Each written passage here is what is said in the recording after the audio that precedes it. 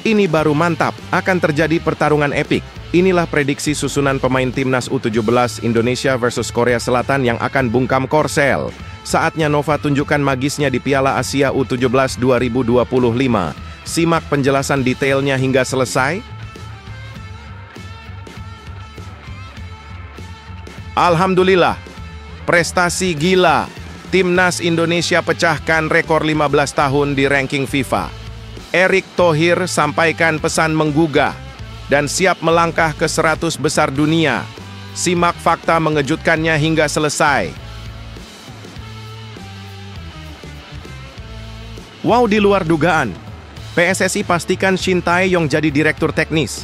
Inilah gaji fantastis Shin Tae-yong sebagai direktur teknik PSSI terungkap. Begini besarnya uang yang diterima. Akankah jadi keputusan bersejarah untuk sepak bola Indonesia? Simak fakta lengkapnya hingga selesai. Serta beberapa berita Timnas Indonesia hari ini.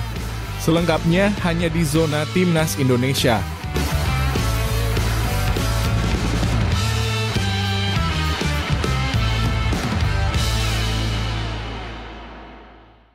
Sebelumnya jangan lupa subscribe channel ini supaya tidak ketinggalan berita Timnas Indonesia.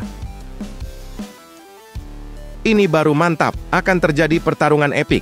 Inilah prediksi susunan pemain timnas U17 Indonesia versus Korea Selatan yang akan bungkam Korsel. Saatnya Nova tunjukkan magisnya di Piala Asia U17 2025. Simak penjelasan detailnya hingga selesai. Perjuangan legendaris siap dimulai. Timnas U17 Indonesia akan melangkah ke panggung megah Piala Asia U17 2025 menghadapi salah satu tantangan terberat mereka, yaitu tim U17 Korea Selatan. Laga yang akan digelar pada 4 April pukul 22.00 waktu Indonesia Barat di Prince Abdullah Al Faisal Sports City Stadium ini akan menjadi ajang pembuktian sejauh mana Garuda Asia dapat bersaing dengan kekuatan super dari negeri ginseng. Melawan Korea Selatan yang dikenal dengan permainan super agresif dan taktik menyerang tanpa henti, Garuda Asia harus menghadapi medan pertempuran yang sangat menegangkan. Pelatih Nova Arianto sudah mempersiapkan skema bertahan yang sangat solid untuk menghadapi serbuan-serbuan mematikan dari Taeguk Warriors muda. Kecepatan serangan balik Garuda Asia akan menjadi senjata utama dalam laga ini. Mereka tak hanya mengandalkan kekuatan fisik, tetapi juga kecerdikan dalam memanfaatkan momen langka. Pelatih Nova sangat sadar akan tantangan besar di depan mata, tapi dia juga optimistis bahwa anak asuhnya siap memberikan kejutan. Korea Selatan jelas bukan lawan sembarangan. Mereka adalah tim terkuat di grup kami, tetapi kami siap dengan mental baja, kemampuan teknis, dan strategi jitu. Kami ingin menunjukkan yang terbaik di laga perdana ini, ujar Nova penuh semangat. Untuk susunan pemain, Garuda Asia akan tampil dengan formasi 3-4-3 yang sudah terbukti efektif. Di lini belakang, Putu Panji, Matthew Baker, dan Ida Bagus akan menjadi tembok kokoh yang siap menahan setiap gempuran. Di tengah, Fardan Faras dan Evandra Florasta akan menjadi jantung pertahanan. Sementara Fabio Aska dan Daniel Alfredo akan mengalirkan serangan dari kedua sayap. Di lini depan, Zahabi Goli, Mierza Firjatullah, dan Josh Holong akan menjadi trio maut yang siap melancarkan serangan balik mematikan. Dari segi strategi, pelatih Nova tampaknya ingin lebih mengutamakan pertahanan yang solid, mengingat kekuatan serangan Korea Selatan yang mengerikan.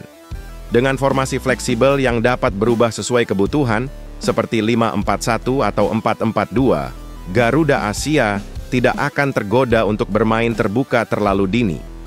Mereka akan menunggu momen yang tepat untuk menggempur balik dan merebut poin berharga dari Taeguk Warriors.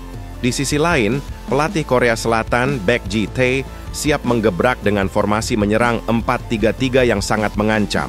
Siap-siap untuk laga yang akan memanjakan mata, penuh aksi, ketegangan, dan drama tak terduga. Berikan komentar kalian.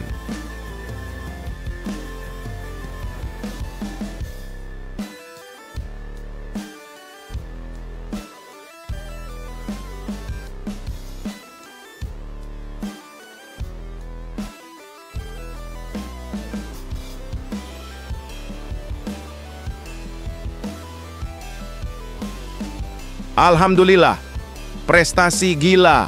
Timnas Indonesia pecahkan rekor 15 tahun di ranking FIFA. Erick Thohir sampaikan pesan menggugah dan siap melangkah ke 100 besar dunia. Simak fakta mengejutkannya hingga selesai. Keajaiban baru telah tercipta. Timnas Indonesia menorehkan sejarah baru yang akan dikenang selama bertahun-tahun lamanya. Dengan semangat membara dan kerja keras tanpa henti, tim Merah Putih berhasil melesat naik 4 peringkat di ranking FIFA, sebuah pencapaian yang belum pernah terjadi selama lebih dari 15 tahun. Sebelumnya, Timnas Indonesia berada di posisi ke-127, namun kini mereka telah menempati peringkat ke-123, yang menjadi posisi terbaik mereka dalam kurun waktu yang sangat lama, sejak terakhir kali berada di peringkat 120 pada Desember 2009. Kemenangan dramatis Indonesia atas Bahrain dengan skor 1-0 di Stadion Gelora Bung Karno pada 25 Maret 2025 menjadi momen puncak yang mengubah segalanya. Meskipun kalah 1-5 dari Australia, semangat juang Garuda Asia tak pernah pudar. Erick Thohir, Ketua Umum PSSI, dengan penuh kebanggaan mengungkapkan, "Alhamdulillah, kemenangan atas Bahrain kemarin membawa Indonesia naik 4 peringkat ke posisi 123 FIFA. Ini adalah posisi terbaik Indonesia dalam 15 tahun terakhir." Sebuah ucapan yang penuh kebanggaan dan harapan tinggi. Namun, perjuangan Timnas Indonesia belum selesai. Di depan sana, ada 2 laga berat melawan Cina dan Jepang pada kualifikasi Piala Dunia 2026 zona Asia yang siap menguji kekuatan Garuda Asia. Erick Thohir pun mengungkapkan optimisme besar. "Kami akan terus bekerja keras, dan kami berusaha membawa Indonesia masuk ke dalam peringkat 100 besar dunia." Dengan semangat dan ambisi yang membara, langkah Timnas Indonesia menuju puncak ranking FIFA semakin nyata. Akankah Garuda Asia mampu menembus 100 besar dunia? Semua mata kini tertuju pada mereka. Berikan komentar kalian.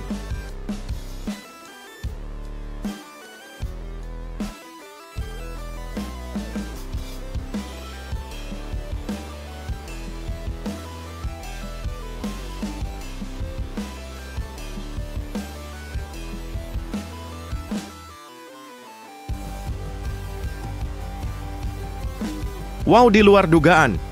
PSSI pastikan Shin Tae-yong jadi direktur teknis.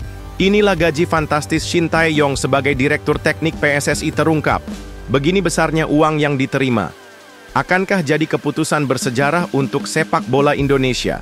Simak fakta lengkapnya hingga selesai. Shin Tae-yong kini kembali menjadi sorotan utama.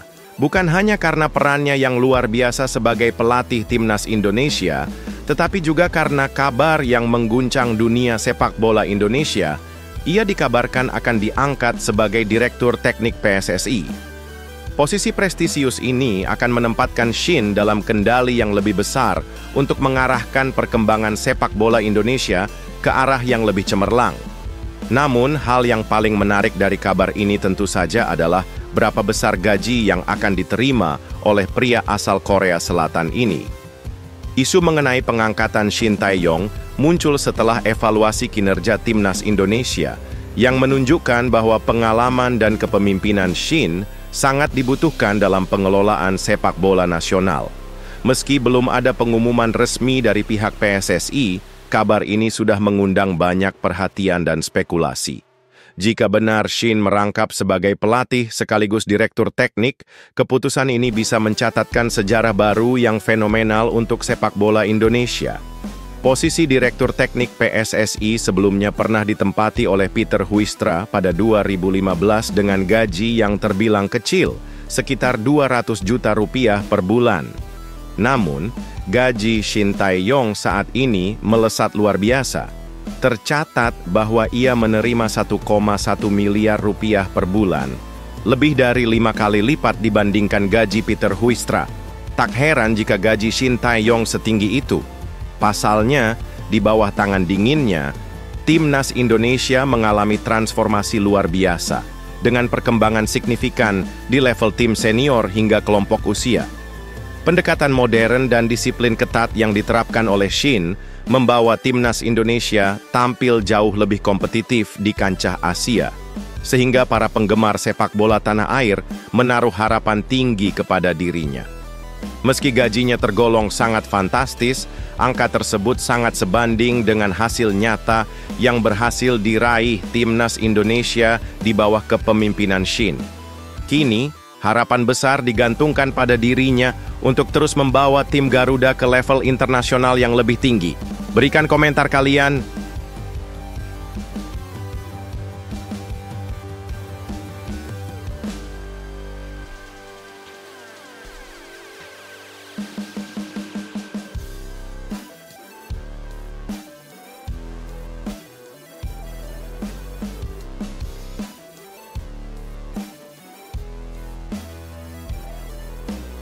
Ini baru mantap. Calvin Verdonk tertantang bangkitkan timnas Indonesia setelah kekalahan telak dari Australia. Kenapa pertandingan lawan Bahrain jadi penentu? Dan apa kunci menghentikan gol dari skema bola mati? Simak fakta lengkapnya hingga selesai. Pemain bertahan timnas Indonesia, Calvin Verdonk, berbicara penuh semangat tentang persiapannya menjelang pertandingan hidup mati melawan Bahrain dalam lanjutan kualifikasi Piala Dunia 2026 zona Asia. Laga ini akan digelar pada 25 Maret 2025 di Stadion Utama Gelora Bung Karno, Jakarta, dan dipastikan akan menjadi ujian berat bagi timnas Indonesia yang datang dengan bekal kekalahan mengecewakan 1-5 dari Australia. Kekalahan telak ini menjadi noda hitam dalam debut Patrick Kluivert sebagai pelatih kepala, dengan banyak gol yang tercipta akibat kelengahan dalam menghadapi skema bola mati. 3 gol dari Australia bahkan tercipta melalui situasi bola mati, seperti tendangan penjuru yang membuat barisan pertahanan Indonesia terkejut dan tidak siap.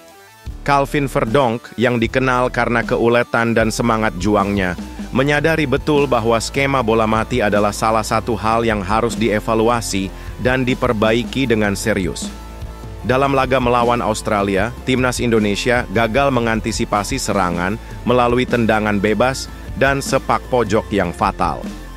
Kejadian serupa bahkan terjadi dalam pertemuan pertama timnas Indonesia melawan Bahrain, di mana 2 gol lawan tercipta dari skema bola mati. Namun, Verdonk tetap optimistis bahwa kekuatan tim dalam menghadapi situasi bola mati akan lebih solid saat melawan Bahrain. Timnas Indonesia akan lebih baik dalam mengantisipasi bola mati. Saya yakin Bahrain tidak sekuat Australia dalam hal ini, kata Verdonk dengan penuh keyakinan saat sesi latihan pada Sabtu, 22 Maret 2025.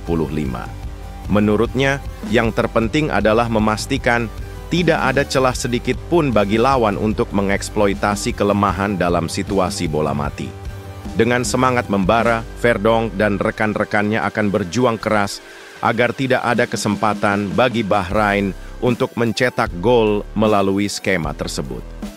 Pertandingan melawan Bahrain menjadi sangat krusial karena kemenangan adalah harga mati untuk menjaga peluang timnas Indonesia lolos ke Piala Dunia 2026.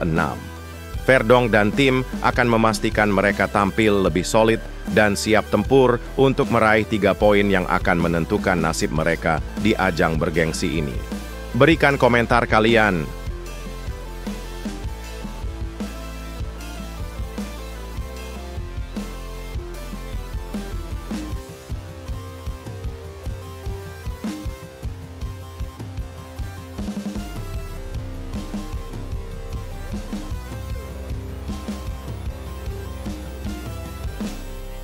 Wow, bukan kaleng-kaleng.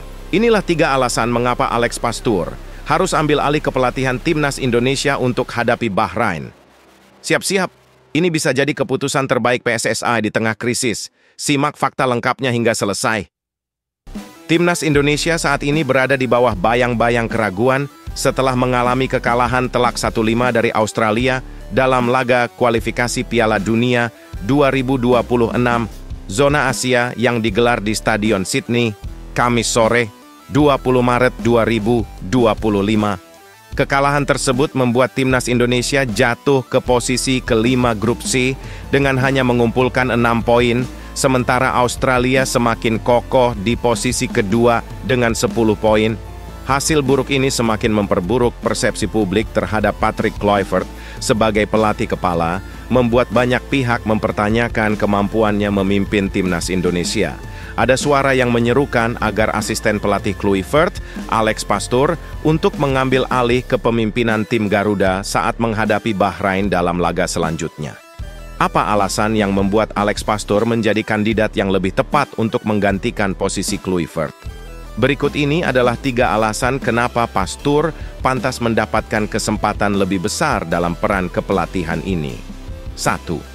Pengalaman yang tak tertandingi. Jika dibandingkan dengan Patrick Kluivert, Alex Pastoor jelas memiliki jejak karier kepelatihan yang jauh lebih berwarna dan penuh prestasi. Pastoor memiliki pengalaman lebih dari 15 tahun sebagai manajer, mulai dari menangani tim-tim besar di Belanda seperti Heerenveen dan Feyenoord U21, hingga membawa Sparta Rotterdam promosi ke kasta tertinggi Liga Belanda.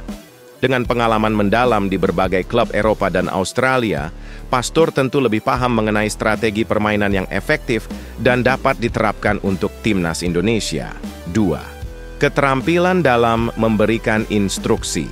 Salah satu aspek yang mencolok selama pertandingan melawan Australia adalah perbedaan gaya kepelatihan antara Kluivert dan Pastoor. Saat Kluivert terlihat lebih santai dan cenderung diam, Alex Pastoor terus bergerak aktif di pinggir lapangan, memberikan instruksi taktis kepada pemain dengan penuh semangat. Hal ini menunjukkan bahwa Pastoor memiliki pemahaman yang lebih tajam tentang strategi permainan dan bisa lebih efektif dalam mengatur ritme permainan timnas Indonesia. 3. Tekanan yang terlalu berat untuk Kluivert. Pertandingan melawan Bahrain akan menjadi ujian berat bagi Patrick Kluivert, mengingat kekalahan melawan Australia menambah tekanan besar bagi sang pelatih. Dalam situasi penuh tekanan seperti ini, di mana timnas Indonesia harus meraih kemenangan untuk menjaga peluang lolos ke Piala Dunia 2026, membutuhkan seseorang yang bisa tetap tenang dan fokus, serta memiliki kemampuan mengelola tekanan. Pastoor, dengan pengalamannya yang lebih luas dan kepemimpinan yang lebih stabil, bisa menjadi sosok yang lebih mampu menghadapi beban tersebut dan membawa timnas Indonesia keluar dari krisis. Dengan semua faktor ini, sudah saatnya PSSI memberi kesempatan lebih kepada Alex Pastoor untuk memimpin timnas Indonesia, terutama pada laga vital melawan Bahrain. Akankah keputusan ini menjadi titik balik bagi perjalanan timnas Indonesia di kualifikasi Piala Dunia 2026? Berikan komentar kalian.